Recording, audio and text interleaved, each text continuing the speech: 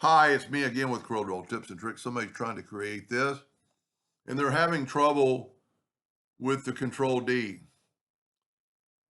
because it gets off. Because what we're going to do, we're going to take an ellipse and we're going to make that shape. So I held down the control button so my circle is perfectly round. And then I'm going to move that over and I'm going to get that shape. A lot of people do this different. I use the Smart Fill tool just to fill it in. Now you have that shape. And I'm going to go ahead and make it look good. I'm going to use the interactive fill tool. And I'm going to swipe down or up, it doesn't matter. I'm going to put yellow on the other end. So now what I want to do, and that's a little bit big, so I'm going to reduce it in size. I'm going to take a 3-point curve line and I'm going to get in the center and I'm going to go outwardly and then I'm going to put a little curve to it. So this is still too big for that curve. So I'm going to make it 50%. And then I'm going to Control D and make a duplicate and move it down. And let's make it 20%. And then I'm going to take these two shapes and I'm going to go to effects and blend. And I'm going to blend 15 times. And then I'm going to get right here to blend along new path. And then I'm going to blend along full path. So I've got too many for the size I have. No, you know what? That looks pretty cool. Now, I'm going to select it all. And I'm going to go to object and break the blend apart and grab that last one and then group it together.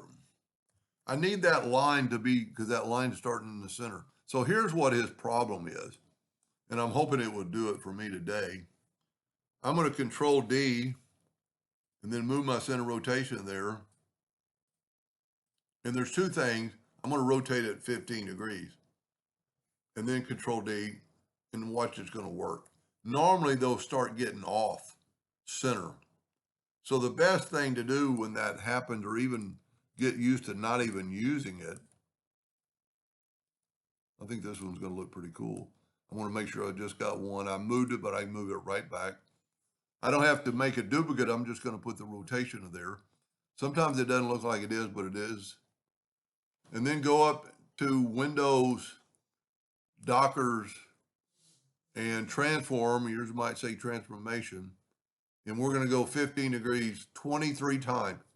24 goes into 360, but we've already got one. Look at that. Now you can just go through here and take your line away by right clicking. And look at that. Now I could have, man, they're almost perfectly spaced out. This one, you know, they're a little bit more of a following the angle of the footballs, like going down. But that's pretty cool right there. Anyway, so think about the transformation docker.